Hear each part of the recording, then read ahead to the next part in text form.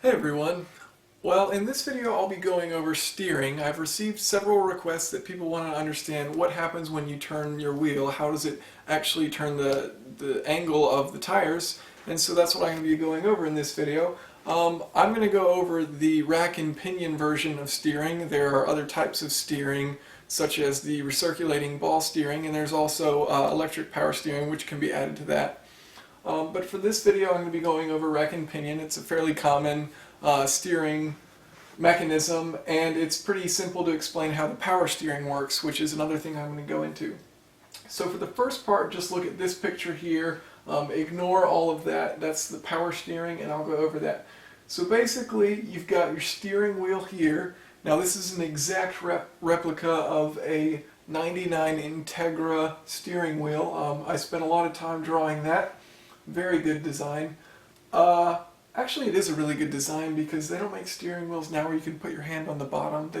They make it so there's like a little T right there, and it's pretty annoying. I don't know if you guys have a car with a little hole on the bottom, but it's pretty nice. Anyways, that's totally irrelevant. So you have this shaft coming from the steering column, and so there's your wheel. And then at the end of that, there's a pinion, and then there's a rack. Now this rack is connected with a tie rod and a steering arm, which connect to your tire, the wheel hub. So you can see, say you turn your steering wheel to the right.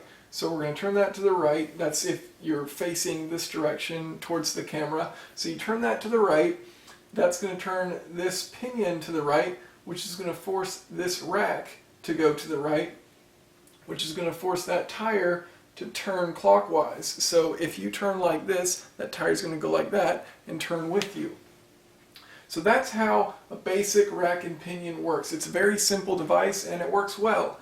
So one thing to note is if you make this pinion larger or the rack smaller than the teeth on them, then it's going to be more difficult to turn because with less rotation you're going to get more steering, more angle change of your tires. Now on the other hand, if you make this pinion smaller or the rack with much more teeth than the pinion, then it's going to be easier to turn, but the downside is you'll have to turn your wheel a bunch of times around just to go around a corner. So there's kind of like a nice balance that you want to find in there. In sports cars will be a little tighter where you can turn more with less actual turning of your wheel than, say, for instance, a bus or something like that, where you've got a large force that you need to deliver in order to turn the vehicle. Now for the power steering side of it. So for the power steering to work, what happens is you've got this piston cylinder device right here which has fluid in it. So here is your rack here, and it's got this red little piston here, and then there's fluid inside of this case right here on both sides of that piston. Now you've also got a reservoir and a pump here off to the side. Now that pump is driven by a belt, an engine from your engine belt, and so it'll only work while your car is actually on. Hence, I don't know if you've ever been driving and your engine has died, then you lose power steering and it's very difficult to turn the wheel. So what's going on there is, say you turn your wheel to the right. Once again, an exact replica of a 99 Integra steering wheel. Put a lot of work into that drawing right there. Good stuff. Anyways, if say you turn that wheel to the right, like we did earlier. Now, this rotary valve here is where all the magic happens. So this rotary valve will open up this side of the piston cylinder device, and it will allow the fluid in there to flow out to the reservoir. Simultaneously, when you turn the wheel, that rotary valve will allow the fluid from the pump to flow into this side of the piston cylinder device. So your pressure is going to increase on this side and decrease on this side, which is going to force your rack to move that direction, meaning your tires will rotate the direction you want. And so it'll be very easy to do because that pressure is what's applying the force there, and you're just simply rotating the wheel to where you want it to be. Now, if you were to change it around and turn your wheel to the left, well, this awesome rotary valve would simply just switch the directions that things flow. So instead of the fluid flowing from the right side of the piston cylinder area right here to the reservoir, it would flow from the left side to the reservoir, and then the pump would flow into the right side. And so then it would force it that direction, and then your tires would turn the other direction. So it's a pretty cool device, and it's pretty simple as far as the rack and pinion and visualizing how it turns.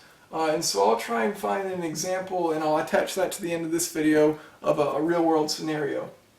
Now, electric power steering, so what that does, instead of using a fluid like this, it'll include a motor in there, and the motor will assist you in turning.